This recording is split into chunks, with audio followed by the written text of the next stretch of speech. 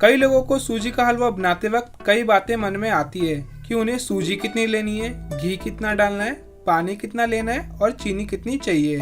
अगर आपको भी यही कन्फ्यूज़न है कि सूजी का हलवा बनाते वक्त, तो आप ये वीडियो ज़रूर देखो।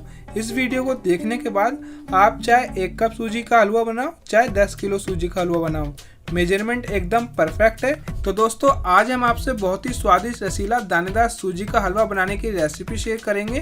तो चलिए मिलके बनाते हैं। तो दोस्तों, सबसे पहले हम चाशनी घोल लेते हैं। तो यहाँ पे मैंने 1 कप ले लिया है। इसी कप से हम 4 कप पानी लेंगे। तो यहाँ पे आप कोई सा भी कप से मेजरमेंट नाप सकते हैं। जिससे भी आप सूजी लो उसी कप से आपको मेजरमेंट नापना है। तो यहाँ पे मैंने आपका 4 कप पानी ले लिया है और इसी कप से आपको 2 कप चीनी लेनी है।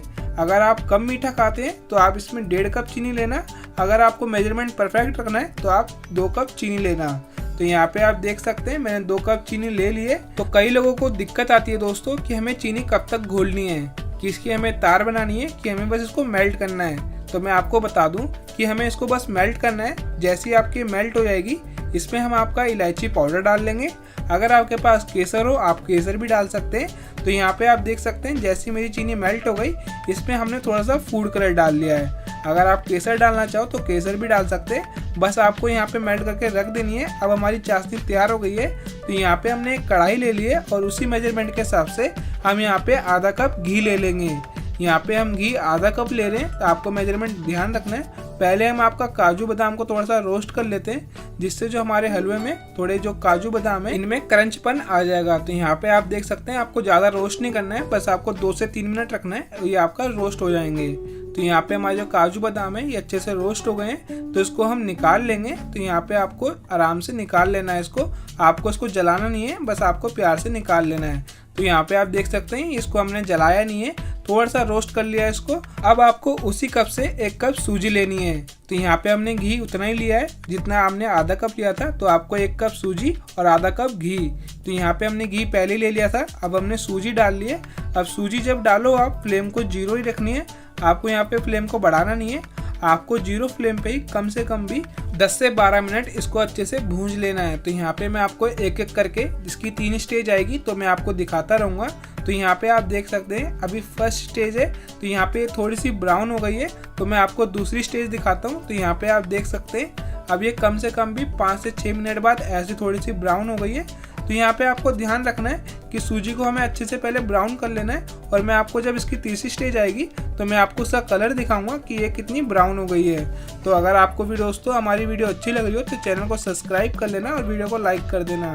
तो यहाँ पे आप देख सकते हैं अब इसकी तीसरी स्टेज आ गई है। अब जो हमारी सूजी है एकदम अच्छे से ब्राउन हो गई है और इसको हमने 0 फ्लेम पे करा है। तो दोस्तों, सूजी हमारी अच्छे से ब्राउन हो गई है। इसमें जो हमने चाशनी बनाई थी वो हमें डालनी है, लेकिन आपको ध्यान रखना है जब आप चाशनी डालें तो आपको पहले करछुल से थोड़ी थोड़ी करके 2 बार डाल लेनी है। अगर दोस्तों आपने सूजी में डायरेक्ट चाशनी को डाल दिया, अगर आपने सारी पलट दी तो छींटे आएंगे आपके ऊपर, आप जल भी सकते हो। तो आप कभी भी जब आप सूजी में चाशनी डालो तो आपको पहले 2 बार करछुल से डाल लेनी है, जिससे क्या होगा उसकी फ्लेम को थोड़ी नीचे हो जाएगी। और आप देख सकते हैं यहाँ पे मैंने एकदम आराम से चाशनी को डाल लिया है। और आपका ये चाशनी मैंने थोड़ी सी बचा भी ली है। जब पहले मैं इसको अच्छे से मिक्स कर लूँगा, फिर उसके बाद मैं वो चाशनी भी डाल लूँगा। तो यहाँ पे आप देख सकते हैं पहले मैंने इसको अच्छे से मिक्स कर लिया, फिर उसके बाद जो चाशनी बची हुई थी अब इसको हम डाल लेंगे। आपको ध्यान रखना है अभी तक जब तक हमने शुरू से लेकर आखिरी तक 0 फ्लेम पे ही कुकिंग करनी है। आपको हाई फ्लेम पे भी नहीं करनी, ना मीडियम फ्लेम पे करनी है।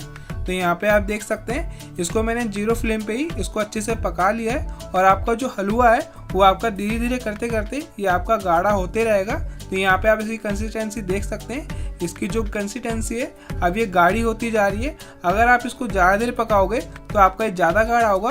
और आपको इसी स्टेज पे आपको काजू बादाम डाल लेने हैं। यहाँ पे आप देख सकते हैं जो हमारा हलवा है एकदम शाइन आ रही है इस हलवे में। अगर आप इस तरीके से हलवा बनाओगे दोस्तों तो खाने में बहुत ही ज़्यादा टेस्टी बनने वाला है। और यहाँ पे मैंने जो इसकी फ्लेम है बंद कर दी है। तो आप इसकी थिकनेस देख सकते हैं ये एकदम अच्छे से हो गई है। यहाँ पे अभी ये थोड़ी देर बाद सूखेगा भी। तो आपको ध्यान रखना है कि आपको थोड़ा सा ये पतला ही रखना है, जब ये सूखे तो आपका ये ढीला ही रहे और आपको जितनी थिकनेस चाहिए हो। तो चैनल को दोस्तों सब्सक्राइब कर देना, वीडियो को लाइक कर देना। तो टाटा बाय बाय दोस्तों, मिलते हैं अगली वीडियो में।